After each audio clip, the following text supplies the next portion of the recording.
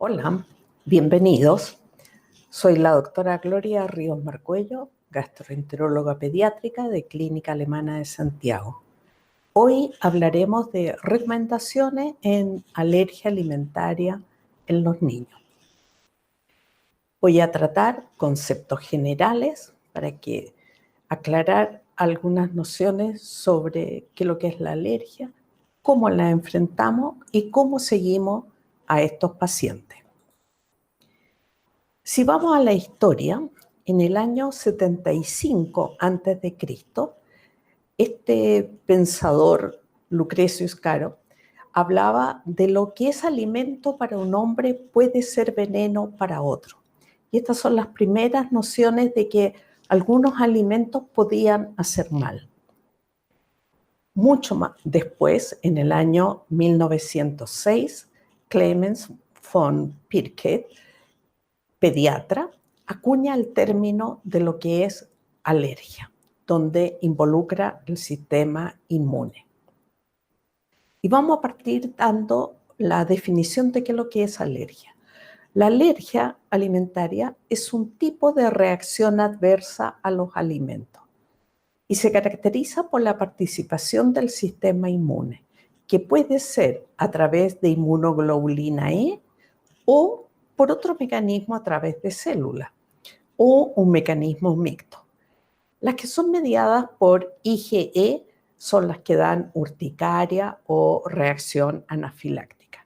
Hoy me voy a referir especialmente a las que son no mediadas por IgE, sino por células, los que nos dan principalmente los síntomas digestivos como proctocolitis. Y tenemos que diferenciarla de que son las intolerancias a los alimentos. Por ejemplo, cuando tenemos intolerancia a la lactosa. ¿Qué significa eso? Que al individuo, que a la persona, se le acabó esa enzima en alguna etapa de su vida. Y por eso no sigue tolerando la lactosa. Hay personas que toman café y les da taquicardia. O sea, la cafeína les hace mal. Otras que cuando comen muchos quesos, por las aminas que traen, les puede dar cefalea. Ese es un sistema de intolerancia, no es alergia. ¿Qué ha pasado en el tiempo con las alergias alimentarias?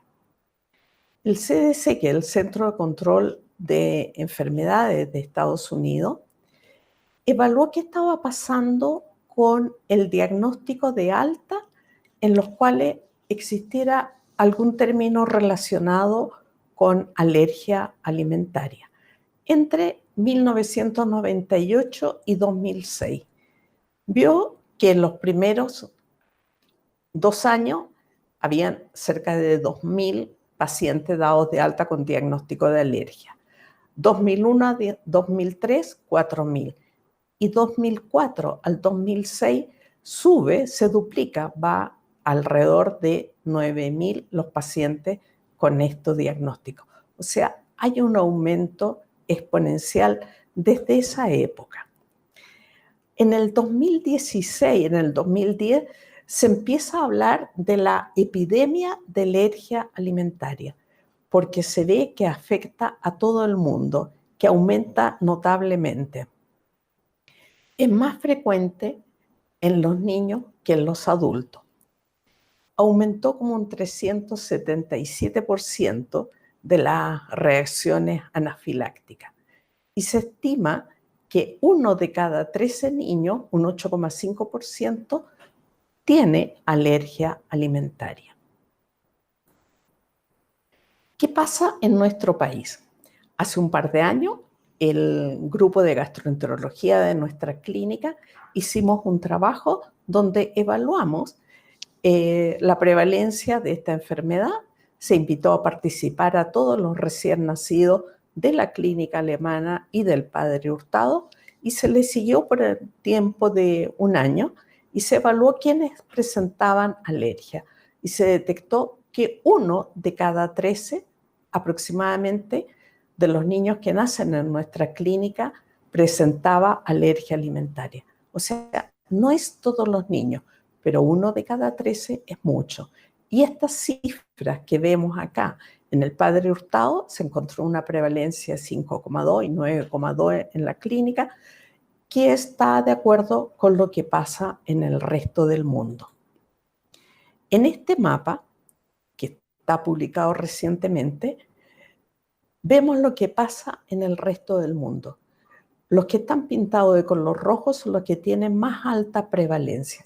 Hay muchos países en los que no se tienen datos, pero vemos, si vemos solamente los colores, que es un problema mundial. En todas partes vemos casos de alergia y en todas partes del mundo va aumentando. ¿Qué factores predisponen? Sabemos que los factores genéticos son muy importantes. Desde que uno de los progenitores tenga antecedentes de alergia, un 20% de la descendencia va a tener alergia. Hay factores ambientales, como el tipo de parto, el uso de antibióticos, el microbioma, que son los genes de los microbios, de los gérmenes que tenemos en nuestro organismo, que esto interactúa con el sistema inmune y en los últimos años está cobrando mucha relevancia. Otros factores como la vitamina D, se sabe que cuando hay déficit de vitamina D es más frecuente que uno tenga alergia. Los antioxidantes, el omega 3, el uso de antiácidos tiene un efecto negativo, etc. Acá vemos el trabajo que se realizó en Suecia en el año 2018, en que siguieron 1 millón de recién nacidos y vieron que los niños que nacen por cesárea tienen una incidencia mayor que los que no nacen por cesárea. ¿Quiénes son responsables de esta alergia alimentaria? En el mundo se sabe que alrededor del 90% de los responsables son leche de vaca, soya, huevo, pescado, marisco, maní, frutos secos y trigo. En nuestro país tenemos la percepción de que el trigo no está dentro de los grandes culpables, es menos frecuente. En nuestro país quizás estos 4 o 5 son los más frecuentes, los alimentos que con mayor frecuencia nos dan problemas en los niños pequeños. La leche, que es la gran culpable, tenemos que saber que tiene básicamente 3 componentes. La grasa, que uno compra leche descremada o leche entera. El azúcar de la leche, que es la lactosa, y que uno compra leche con o sin lactosa, que es lo que me da la intolerancia a la lactosa. Y por último, la proteína, que es de dónde proviene la leche. La mayoría de las leches son de la vaca. Y esto es lo que se relaciona con la alergia, la proteína. Es lo que habitualmente escuchamos, que el niño tiene alergia a la proteína de la leche de la vaca. ¿Ya? ¿Cuáles son las manifestaciones de la alergia? Son muy diversas. Pueden ser cutáneas en un 30 a 70% de los casos. Vemos niños con dermatitis atópicas, con urticaria, etc. Ótica, laringia, respiratorias muy frecuentes, 20 a 30%. Desde rinitis a bronquitis. Alteraciones hematológicas, disminución de los glóbulos blancos, de anemia. Digestivas son las más frecuentes, 50 a 60%. Después vamos a analizar con detalle todos los síntomas que se pueden presentar. A veces cosas más inespecíficas como retraso del crecimiento, peso y talla estacionaria, son muy variables. Pueden afectar a todo el organismo. Las manifestaciones pueden ser mono o polisintomáticas. ¿Qué significa esto? Que solo pueden ser síntomas digestivos y dentro de lo digestivo solamente que tengan vómito. Actualmente sabemos que hasta un 40% de los reflujos pueden ser manifestación de alergia alimentaria. La intensidad es variable. Hay cuadros leves, moderados o severos. Esto es lo mismo que la rinitis alérgica. Hay gente que estornuda 5 veces todos los días en la mañana, y otros que pasan todo el día estornudando, todo el día congestionados, y ambos tienen rinitis alérgica. En el primer caso, que es muy leve, no le vamos a dar mayor medicamento, le vamos a pasar un pañuelo. El caso severo puede requerir 2 o 3 medicamentos para tener mejor calidad de vida. En las alergias, la gran mayoría es un cuadro leve y es solo la leche que hace mal, pero hay otros que son más moderados, más severos o muy severos. Los síntomas de alergia alimentaria pueden cambiar y los alimentos que provocan alergia cambian de un país a otro. Hay cosas que son generales, que comprometen a todos los países, pero como les mencionaba recién, el trigo en otros países es muy frecuente que haga mal. En nuestro país, menos del 10% aproximadamente tiene intolerancia a ese alimento. Los síntomas digestivos más frecuentes. En el bebé, los primeros meses de vida, cólico, vómito, reflujo, diarrea. A otros les puede dar constipación, meteorismo, eso es que tienen muchos gases. Otros tienen distensión abdominal que hace plantear diagnóstico diferencial con otras enfermedades del tubo digestivo, del colon. Algunos niños presentan deposición con sangre, que es lo que llamamos rectorragia. Otros tienen rechazo de alimentación con o sin mal incremento de peso, trastorno del apetito, son muy selectivos estos niños. Dolor abdominal. También se puede afectar el hígado con elevación de la transaminasa o una ictericia que se prolonga más allá de lo esperado. Tenemos anemia, otitis recurrente, irritabilidad. Son niños que como cuando bebé como que están enojados todo el día, y otros cuando ya son más grandecitos, por todo alegan, siempre están de mal genio, son irritables. Y cuando uno los trata y logra encontrar que es una manifestación de alergia, es como que les cambia la vida, se ponen más dulces, es impresionante. A veces tienen un eritema perianal severo, trastorno del sueño, hiper o hipotonía. Es más frecuente la hipotonía, pero también me ha tocado ver niños con una hipertonía impresionante. En resumen, este es el cuadro que tenemos. Tenemos un abanico de posibilidades en cuanto a los síntomas y a veces son difíciles de descubrir.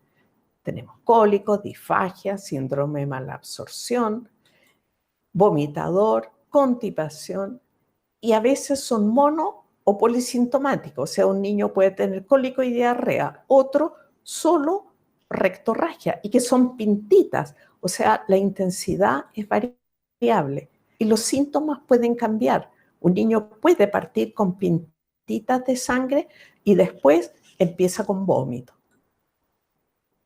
¿Cómo hacemos el diagnóstico en estos niños? La base es la historia clínica. Esto es realmente construir un puzzle y son los papás los que me tienen que entregar todas las piezas del puzzle para yo poder armar el cuadro clínico.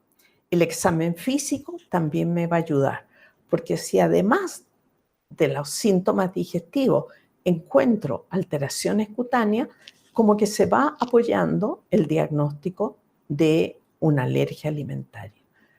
Y por último, la prueba terapéutica. ¿En qué consiste esto? En quitar los alimentos que son los más frecuentes causantes de alergia y después que el niño mejora, reintroducir los alimentos y que reaparezcan los síntomas. Y en base a estos 3 pilares se hace el diagnóstico de alergia. ¿Qué pasa con los exámenes?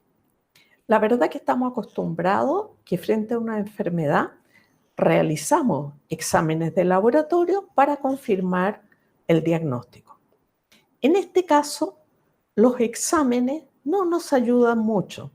A veces nos dan pistas, pero muy diversas. Otras nos despistan y no nos sirven mucho.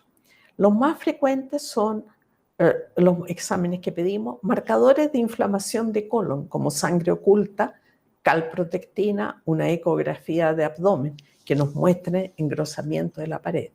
Pero ya dije que no todos sangran.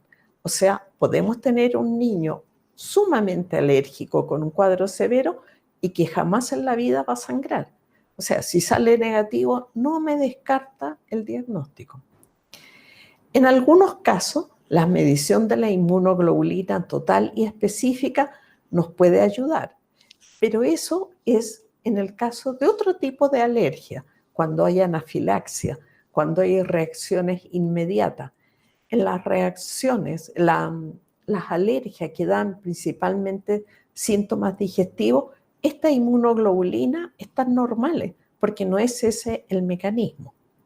Los test cutáneos me orientan, me dan pistas.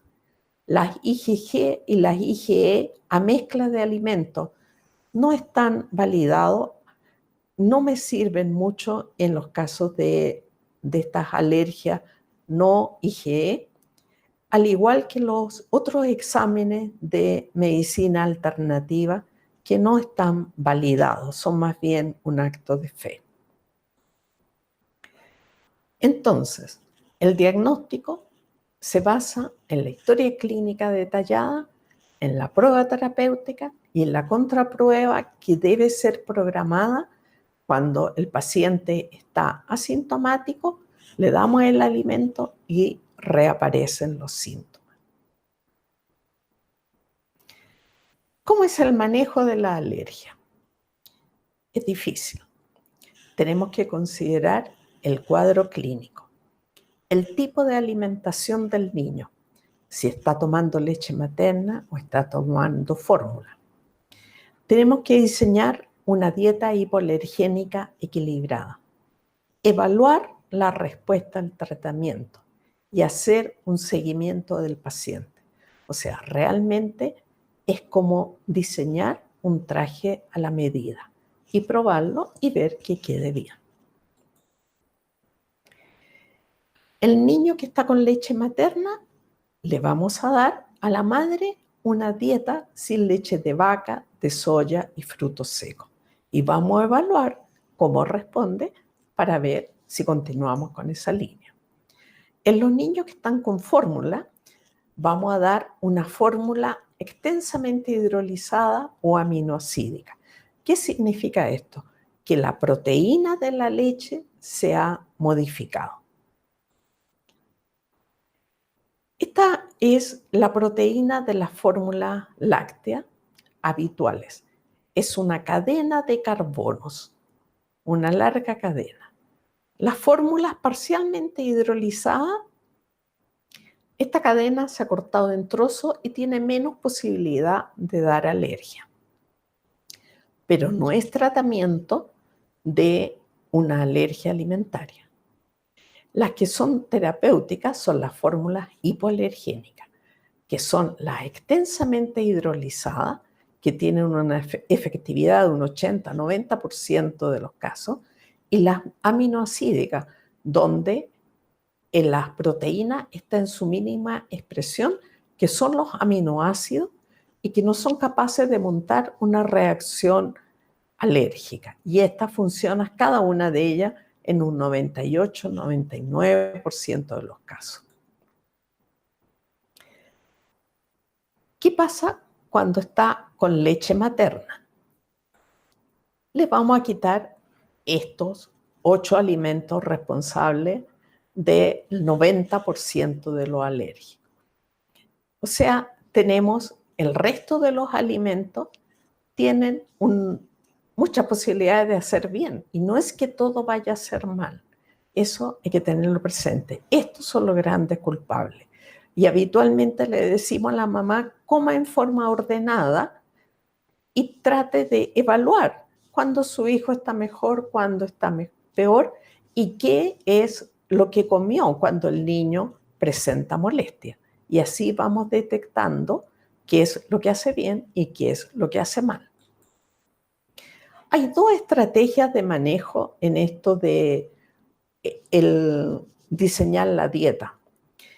Tenemos esto de ir subiendo una escala, que es alimentación progresiva de los alimentos. Habitualmente quitamos los 3 grandes culpables, pero si el niño sigue mal, quitamos el huevo, sigue mal, quitamos el pescado, sigue mal y vamos eliminando alimentos de acuerdo a lo que la madre nos cuente que está comiendo y cuando el niño tiene molestia. Y la otra estrategia es ir bajando la escala, o sea, quitar todos estos alimentos y cuando el niño está súper bien, agregamos el pescado. Sigue bien, agregamos el huevo y nos quedamos sin los otros.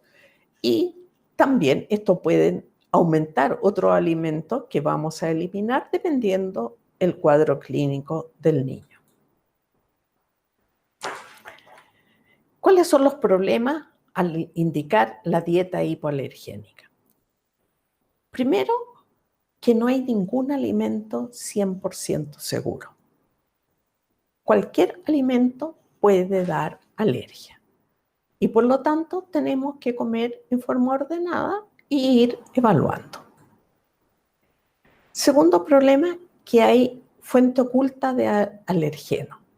La leche puede venir como caseína, lactoalbúmina, colorante, caramelo. El huevo, como albúmina, globulina, ovoalbúmina, aglutinante, lecitina. La soya, como proteína hidrolizada, goma arábica, como el maní, como saborizante, aceite. El trigo, extracto cereal, cuscús, semolina. O sea, no basta que el alimento que vamos a comprar diga no contiene leche, porque a lo mejor dice tiene colorante y el colorante puede ser hecho en base a derivados de la leche. También los conservantes y el problema, al igual que los acidulantes, espesantes, a veces vienen expresados con siglas E270, E326. ¿Cómo voy a saber que esa es una fuente oculta de leche? Es muy difícil. Hay que estar leyendo las etiquetas. ¿Y qué pasa con el etiquetado de los alimentos? Esto es un problema mundial. Hay muchos países que obligan a las industrias a declarar al menos los 8 alimentos más frecuentes que dan alergia. En Europa exigen los 14 alimentos. En un documento de la Comunidad de Madrid, y junto con el Instituto de Salud Pública, insiste en que declaren estos alergenos más frecuentes, que estén en un lugar visible y letra de tamaño adecuado, expresado claramente y no con sigla, y no ambiguo, no decir espesante. Tienen que decir cuál es el origen del espesante, del saborizante, etc. Desde años atrás, en el 2003, en un estudio de una institución que evalúa a los pacientes con alergia y anafilaxia, hicieron una encuesta en los padres y el 90% de los padres encontraron que era muy difícil identificar los alergenos.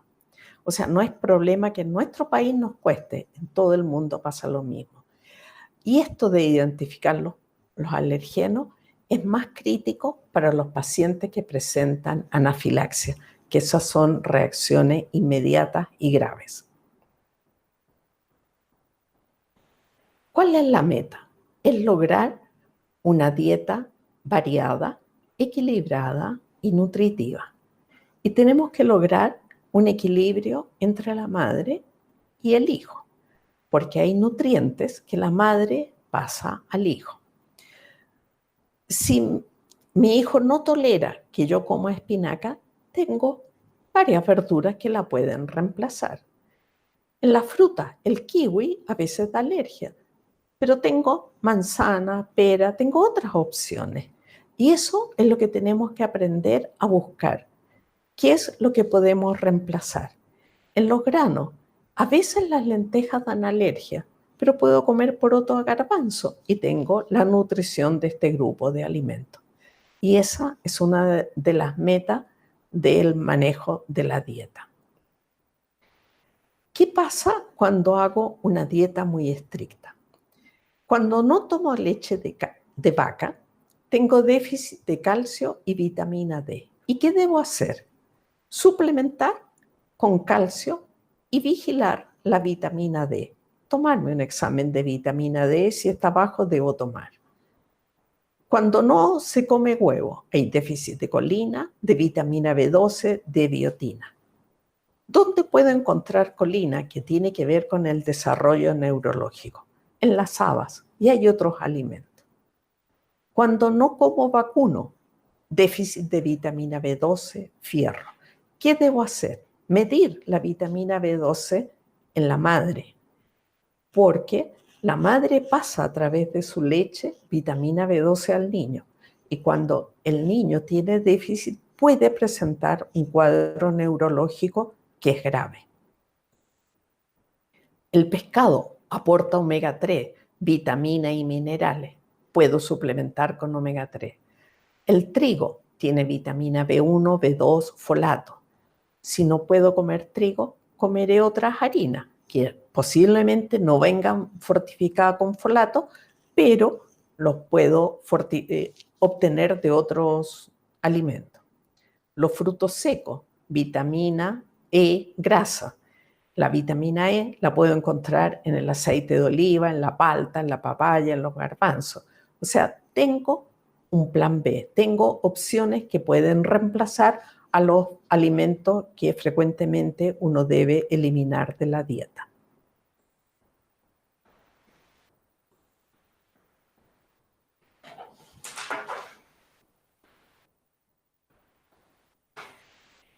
Otro punto muy importante son los aspectos psicosociales del grupo familiar.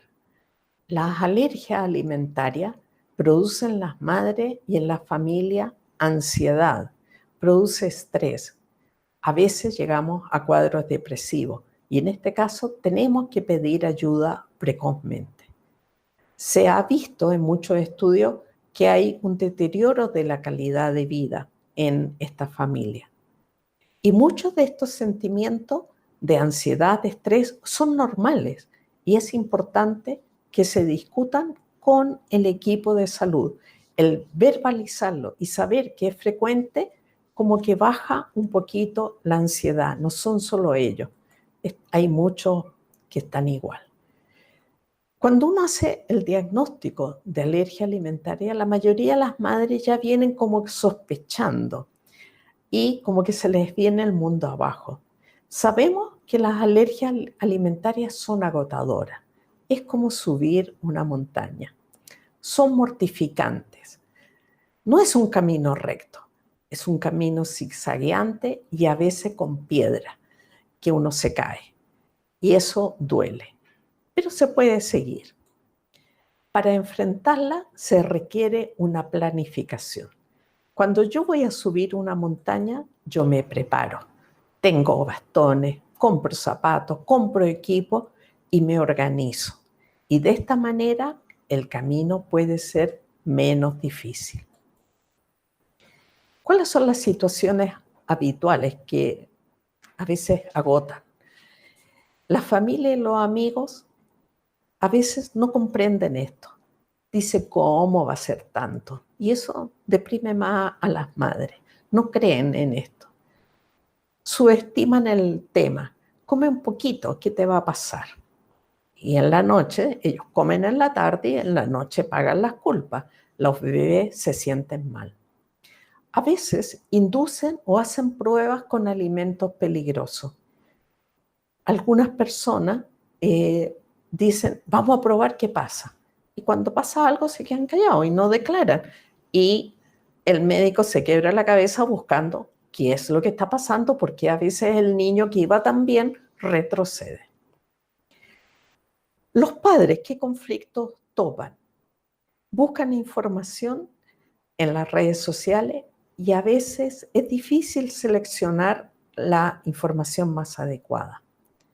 Deben aprender a leer las etiquetas de los alimentos y hay poco instructivos, son poco amistosos las etiquetas. Los grupos de apoyo son fundamentales. Te dicen no estás solo, te pueden contar experiencias. Pero a veces hay pocos mensajes positivos y ganan los negativos que deprimen más. Eso hay que estar atentos. ¿Cómo hacemos menos difícil el camino? Primero, conocer un poquito qué significa la alergia alimentaria. Si yo conozco los detalles de la enfermedad, sé que hay una luz al final del túnel. Sé que esto se va a mejorar. Entonces, le pongo mentalidad positiva y mucho ánimo. Vamos que se puede. Aprendo a ver el vaso medio lleno. Si no puedo comer pan corriente, haré pan con otra harina, con harina de arroz, harina de mijo. Hay muchos granos. Uno aprende a descubrir alimentos alternativos. Tengo que organizar el menú materno. O sea, no puedo llegar a improvisar qué como ahora. Desgraciadamente, necesitamos una lista de supermercado, un menú preorganizado. Y tenemos que aprender a pedir ayuda. Pedir ayuda al entorno familiar, a los amigos, porque uno se sorprende cómo se puede facilitar la vida cuando pedimos ayuda. ¿Qué pasa con el seguimiento? En el seguimiento, el médico les va a evaluar cómo va creciendo y desarrollando el niño, la calidad de vida del grupo familiar y a veces dar ideas, dar alternativas de dieta, de manejo. Por ejemplo, cuando los niños son más grandecitos, que hay un cumpleaños, el niño puede ir al cumpleaños. Especialmente sucedía cuando no estábamos en cuarentena, pero la mamá le lleva todo lo que va a comer. La mamá le lleva los dulces. El niño puede participar en la piñata, pero todo lo que recoja en la piñata se lo va a entregar a la mamá y la mamá le va a canjear esos dulces por unos que le hagan bien. En el control también vamos a avanzar en la dieta, en la incorporación de nuevos alimentos, porque a veces las mamás dicen, me dio tanta pena lo que pasó la última vez que no quiero probar nada más. Y eso no es posible. Hay que ayudarla a alcanzar la meta, a probar los otros alimentos, a que logre una dieta equilibrada. ¿Cómo evoluciona la alergia a la proteína en la leche de vaca? Sabemos que un 45-50% mejora al año de vida. No es que esto cumplió un año y se mejoró, es algo progresivo. En los controles médicos uno se va dando cuenta que va tolerando cada día más alimento. Alrededor del 60-75% mejora a los 2 años y más del 90% ya a los 3 años está sano. En el estudio que se realizó en Europa, donde se inscribieron 12.000 recién nacidos de 9 países y al 75%, que son 9.000 niños, se le hizo un seguimiento por 2 años. Se vio que el 57% mejora al año de vida, que ya toleran la leche de vaca. O sea, es algo que se va pasando con paciencia. Los niños con alergia llegan a ser personas sanas, con buen estado nutritivo y calidad de vida. Y alrededor de los 2 o 3 años, uno se da cuenta que solo frente a la ingesta de algunos alimentos presentarán síntomas, pero toleran la mayoría de ellos. ¿Qué novedades tenemos en cuanto a diagnóstico y tratamiento? La verdad que están en desarrollo. Hay un interés mundial en estudiar los factores desencadenantes, los factores que determinan por qué algunos alimentos hacen mal en unos países y en otros no lo hacen. En las alergias mediadas por IgE está muy avanzado todo lo que es la inmunoterapia. En las alergias no mediadas por IgE, que son las que vemos los gastroenterólogos, las que me he referido, no hay muchos avances en cuanto a diagnóstico y tratamiento. Se mantiene el diagnóstico clínico y el tratamiento de la dieta de exclusión. Mensajes finales. La alergia es un problema de salud pública en nuestro medio. Hay avances científicos, se entiende mejor la patogenia, pero aún faltan conocimientos. El diagnóstico es difícil, es fácil equivocarse y por eso que hacemos prueba y contraprueba. Es importante evitar el sobrediagnóstico. Para los padres, sabemos que es una enfermedad agotadora y que hay cosas que se pueden mejorar para hacer más fácil este camino. Y el pronóstico a largo plazo es bueno. Muchas gracias a todos por su atención. Adiós.